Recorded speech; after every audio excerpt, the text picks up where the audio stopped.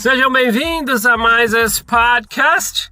Vamos ao comentários número 8. Então hoje eu vou ler os comentários do YouTube, né? Quem comentou no episódio de comentários anterior, que foi o comentários número 7. Então vamos agora para esse episódio, que vai ser o comentário número 8. Então você pode deixar seus comentários no YouTube neste episódio aqui, que eu vou ler quando tiver o comentários número 9, tá?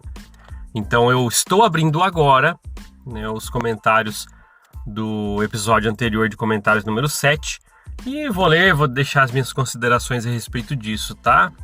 Então vamos para Messias Daniel 254. Ele comentou o seguinte: fofocas é uma coisa suja e pesada. Duas coisas de certa forma similares. Já fui vítima de fofocas mentirosas na minha ala, mas hoje vou falar de outra história. Na minha ala tinha a pessoa a que contou um segredo para a pessoa B. Ah, agora entendi. Desculpa o erro aqui na minha leitura, tá? Você vai contar uma história, então eu vou continuar. Na minha ala tinha a pessoa A, que contou um segredo para a pessoa B.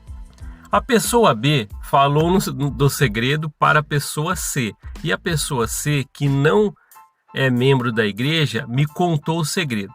Na hora eu duvidei, mas ela disse que quem tinha falado era a pessoa B. Um dia na Soque, durante a aula, o pau quebrou, porque a pessoa A achou que a pessoa B... porque a pessoa A achou que a pessoa B tinha espalhado o seu segredo. Acho que a aula era uma indireta para ela. A pessoa B falou para a pessoa A provar que eu falei alguma coisa para alguém. Mas a pessoa C tinha contado o segredo para mim. E assim toda a ala sabia o segredo da pessoa A. Eu sei que teve uma confusão de letras aqui, mas você foi muito bem no seu comentário, porque você deixou aquela tal da história do telefone sem fio de fofoca, né? Um fala pro outro, depois fala pro outro, e quando chegar lá no primeiro, vai saber quem que espalhou e não tem mais como. Na verdade, isso aí é aquele negócio de assoprar o dente de leão, né? Sai todas aquelas coisinhas pro vento e você não consegue mais recuperar. É complicado, a fofoca é uma coisa muito séria para quem sofre. E eu entendi, né? Você falou a pessoa A falou para a pessoa B, depois que a pessoa C, não sei quem não era da igreja, então chegou até a de novo. E esse é um grande problema. Quando eu falo disputa de cargos, ter que sujeitar muita coisa dentro da igreja e fofoca, é porque a fofoca está entre as grandes coisas que as pessoas sofrem dentro da corporação mórmon. Porque, querendo ou não, é incentivado você a confessar suas coisas. E quando você confessa para muitas das vezes, não todos, mas muitas das vezes você confessa para um cara canalha que não vai nem ao menos manter o sigilo, vai contar para a esposa chata em casa, que vai ficar falando para todo mundo nos corredores, e quem vive na igreja mórmon sabe que isso acontece. Não adianta vir com hipocrisia, não, isso não acontece o caramba, tá? 40 anos lá dentro eu posso falar que isso acontece. Com todos? Não. Tem líderes bons? Tem. Que mantém realmente o sigilo? Tem. Para começar, agora com os olhos abertos, muitos como eu, sabe que nem deveríamos sujeitar isso. Vou contar minha vida para não deveria. Mas sim, tem pessoas que mantêm sim o sigilo, mas tem muita peça rara. Aqueles manipuladores narcisistas que querem fazer assim, que querem ver o circo pegar fogo, e a gente vê isso acontecendo. Obrigado então por seu comentário, Messias Daniel 254. Tá? O próximo comentário é do Flávio Ferreira. Flávio Ferreira comentou o seguinte: sobre os missionários americanos, na missão só conheci uns 2 que prestavam, o resto era, vou ler seu comentário, então, o resto era racista, egoísta, orgulhoso, narcisista, se achavam melhores que os brasileiros em tudo, principalmente em se tratando de condições financeiras. Mas o que esperar de uma seita eminentemente USA? Ô Flávio Ferreira, obrigado por ter deixado as suas considerações. Eu vou ser sincero para você, a minha opinião, não que é diferente da sua, mas ela vai por um lado de que, ao meu ver, missionários americanos ou brasileiros, eu conheci muitos caras bons. Então eu não senti isso de todos os americanos, porque hoje, por exemplo, eu tenho amigos que conversam comigo, olha que legal, até hoje, tá? Até quem não está mais na igreja, americanos que não estão na igreja, a gente conversa. E eu já vi peça rara realmente difíceis ou pessoas soberbas, metidas, até por coisas financeiras, né, humilhando outras pessoas, eu já vi até de brasileiros, tá? Então, mas eu entendo, talvez as suas percepções, e eu sei que é válido, às vezes suas percepções foi mais de americanos, que tem todas essas atribuições que você falou. Mas assim, ó, você disse egoísta, orgulhoso, narcisista, eu vi de brasileiros também. Então todo mundo é sujeito a isso, e na missão a gente encontra assim. Tem muitos amigos que você leva para a vida inteira, muito bons. Muito bom, muito bom. Na verdade, eu tenho grupos, né? Tem um grupo, na verdade, no WhatsApp, que são pessoas que fizeram missão comigo, brasileiros, né? E são pessoas fantásticas. Muitos nem vão na igreja mais, são pessoas fantásticas. Que também tenho contato com alguns americanos que são muito bons. Mas sim, tem peças raras mesmo que realmente fazem essas coisas. Pode se chamar de algumas coisas, como você disse, orgulho, egoísta, narcisista. Isso sim eu vi, tanto com brasileiros quanto tanto com americanos, tá? Vamos para o outro comentário. Luiz Fernando 1531. Ah, eu falei para você que quando você não quiser que eu leia o seu usuário, aqui, ó, Luiz Fernando 1531. Às vezes você só pode pôr seu nome, que nem o anterior aqui, o Flávio, ele coloca o nome dele no comecinho do comentário, porque aí não preciso ler, eu leio o nome mesmo, em vez de ficar lendo códigos, né? Às vezes o usuário é código só. Mas vamos lá. Então Luiz Fernando 1531 disse: sobre americanos, alguns eram pessoas maravilhosas, outros Deus me livre, mas confesso que alguns dos poucos abraços sinceros que recebi na vida vieram dos americanos. Também concordo muito com você, Luiz Fernando 1521, porque 1531, né? Meu olho não tá mais a idade, né? Realmente eu percebi isso, e tanto em brasileiros e americanos.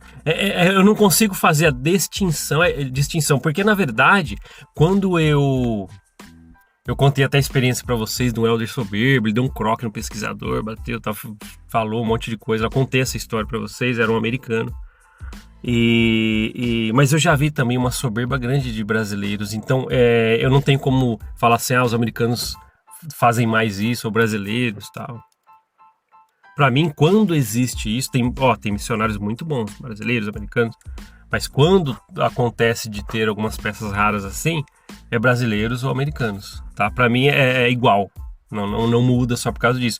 Embora tenha aquele negócio, será que os americanos são mais... Às vezes tem condições financeiras melhores, vem aqui no Brasil, um lugar como o Nordeste, por exemplo, tem sim essa maneira da gente pensar. Mas eu já vi os dois lados assim, tá? Obrigado por seu comentário. E nesse comentário do Luiz Fernando 1531 tem 3 respostas, né? Deixa eu abrir aqui se eu vejo. Então vamos lá. Alice Olivia 6105 comentou o seguinte: também admito que gostei mais das minhas companheiras americanas do que brasileiras.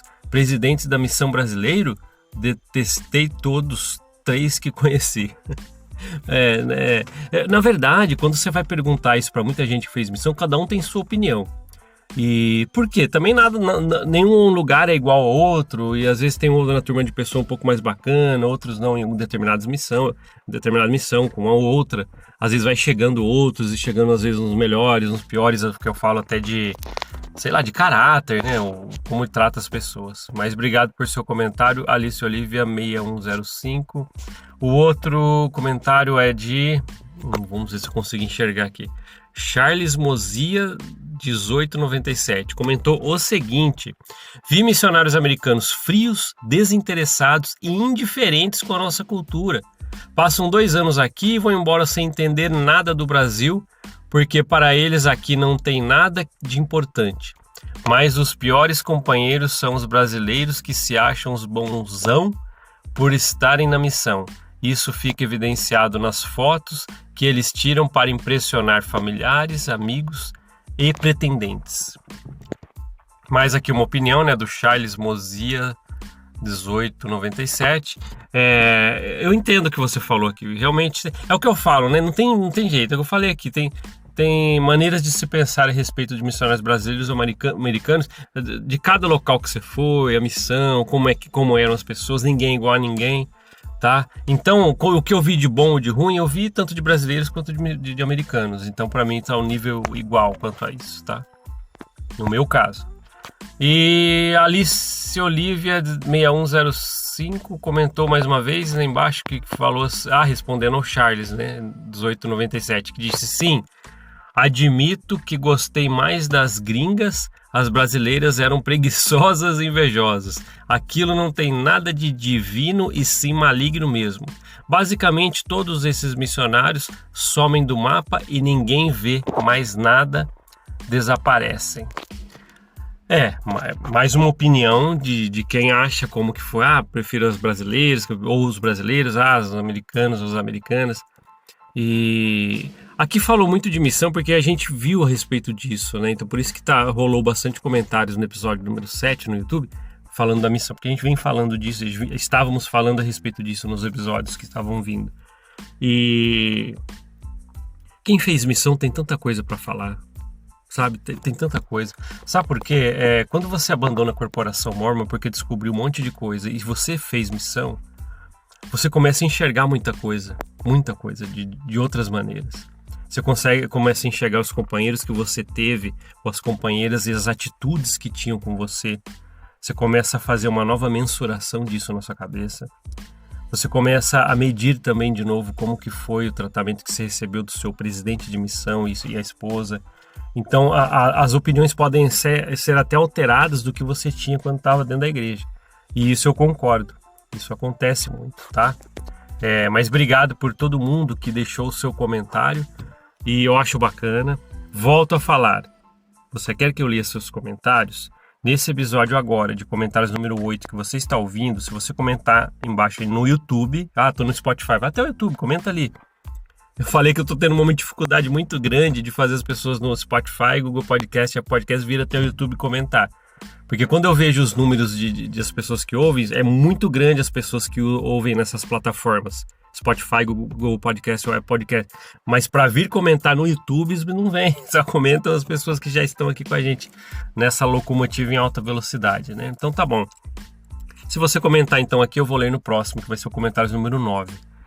Tá? E lembrando, né, as pessoas estão mandando para mim, olha que legal, as pessoas ainda estão mandando a impressão do certificado. Vocês já viram na descrição no YouTube, lá no comecinho da descrição, que tem um certificado que você pode abaixar, imprimir, né?